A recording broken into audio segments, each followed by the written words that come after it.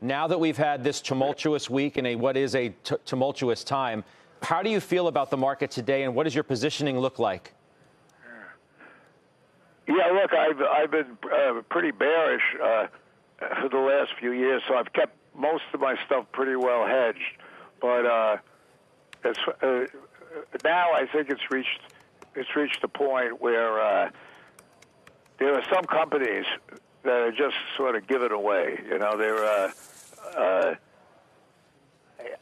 I just think it's a state of collapse. But some of these companies, I like to think of some of the ones that I'm in. I don't like to think of them that are awful cheap. See, they're very cheap. So I'm not quite as bearish as I was, even though I do think it probably has a longer way to go down. By how much more do you think it has to go down? Are you already putting your toes in the water, looking at some of the opportunity that you see and buying some stocks? Well, I am. I'm certainly adjusting my hedge. Just doing this and doing the hedge, and I think that happened with other people that do these hedges. There was I sort of miscalculated in that fact that I thought that my long positions were on one side, the shorts is the other, and we do it in very large numbers, pretty large numbers, billions of dollars, and S&P short, so we look at it all the time. But right now, as you know, I bought Oxy and I've been buying some Hertz. We put out a 13D on that today. Mm-hmm. So we are sort of dipping our toe. But I think back to that Seeking Alpha or Discovering Alpha show we did 5 years ago. I was thinking about it last night, knowing what was going on, and what I said then, I think, is still pretty accurate. Yeah, we sort of had.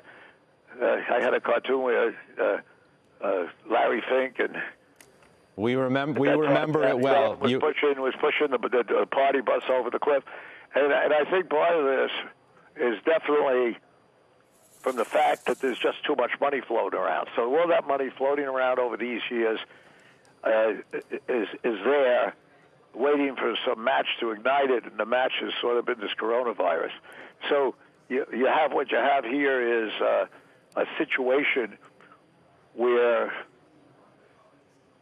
you have a lot of companies out there that overborrowed, and to some extent people have overborrowed. So you have this money, and with that money they went out, say, and bought stock, a lot of buyback. And then what happens to them now when they can't even, make the earnings? Well, you can't make the earnings to pay back all this money they borrowed.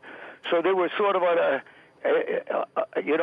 party. And I remember having that argument with Larry Fink. I respect Larry Fink, but they were saying, "Oh, that can't happen. Nothing can happen." I think part of this is the index funds, where you have a lot of people. Think of 29. Where you had margin calls, and they just threw the stocks on the fire. Nobody cared. They just wanted to get, the guys that gave the margin wanted to get their money back. Well, now you think of it in a different way. So you got people across the country, well-meaning people, that bought the index funds. Well, when I say index funds, ETFs. You just don't blame it on just one index fund.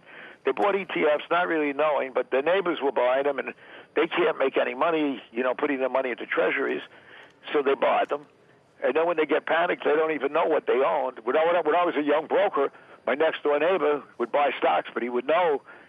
I was in a relatively poor middle-class neighborhood, but they would still know what stocks they had.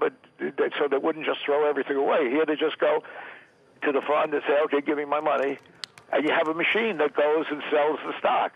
So it's the same idea. The machine goes and sells your stock, and they have no idea whether it's good, bad, or different. And this is one of the problems that I think we have today. It's coming to fruition. And by the way, you still have it.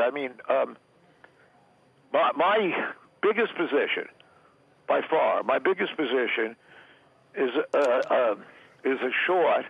I would call it a short on the CDS. On the CDS is something called the CNBX. And the CNBX, it gets a little complicated, but